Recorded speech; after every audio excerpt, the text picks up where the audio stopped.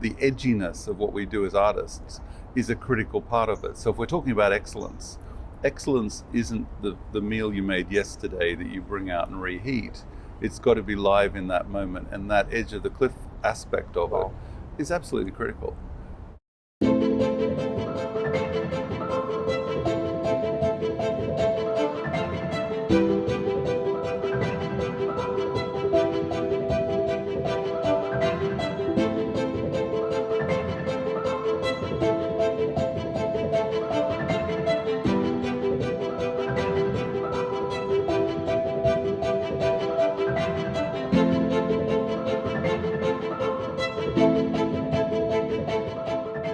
Under your directorship, I've seen from actually close and afar actually how the conservatory has changed.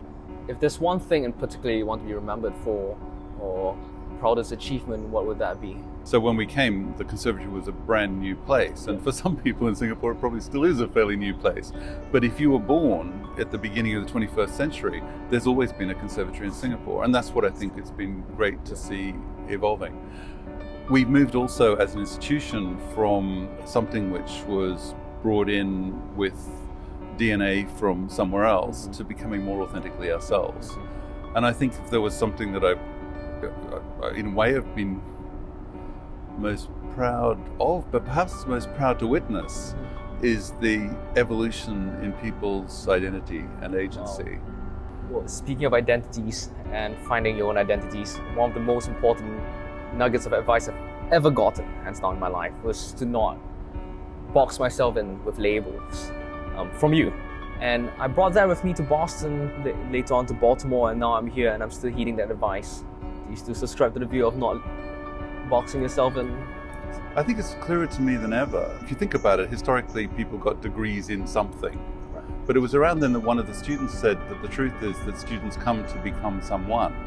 And that box doesn't exist. Sometimes I think it's this constant quest for recreation, for rediscovery, for reimagining oneself can get lost as if it's a student activity. I think it's something that should happen all through life. I'd written something in 1993, which was if we wanted students to be self-discovering, then we as faculty need to be self-discovering. And when I talk about identity and agency, here it's not just about the students. I've seen faculty and staff evolving all the time, raising for themselves new questions and finding new answers. One thing that I would call it sort of a mantra that you this is dangerous coming from you. Go on.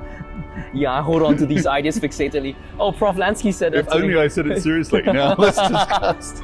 Well, and it's got a very nice rhyme. It's fake it till you make it. I think it's actually more that one should be trying things even when you know you're not quite ready, because it's that process of exploring that helps you discover what might make it better. And I've been in situations where people are simply not allowed to do things until they're fully ready. And there's no question there's a time for that in some cases, but there should be other times where you do just explore. I think if I was going to sum it up in one word, it is trust. Right.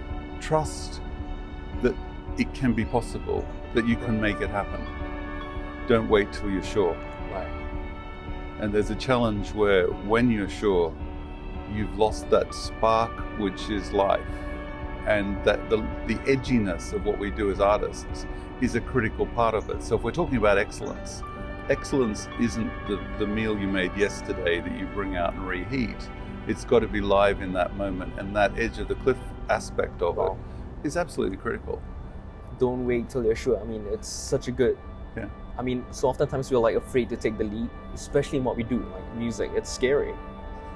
Well, what was your first reaction when you first heard news that these 4 NUS students were playing on the trains? Well, fortunately, I didn't know anything about it until after it was public knowledge, and I was actually admittedly rather worried by it, because speaking of risk, that was pretty risky.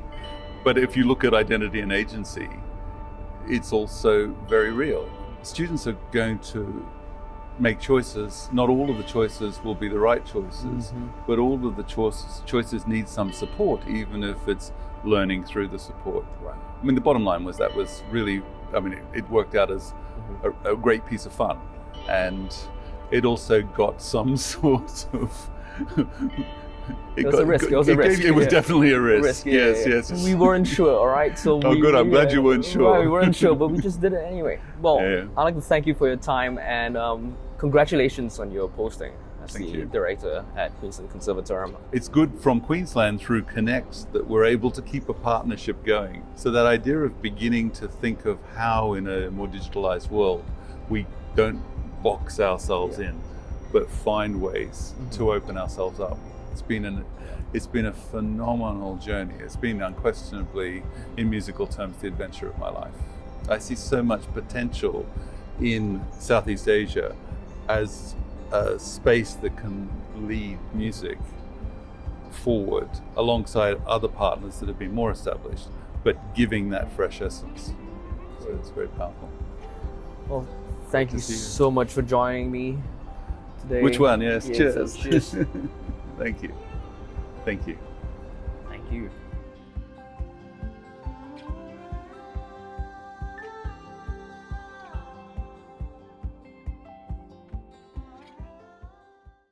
I would like to ask if you could use your powers as a dean here one more time to, I really like the bathrooms on the first floor. Could you name it after me?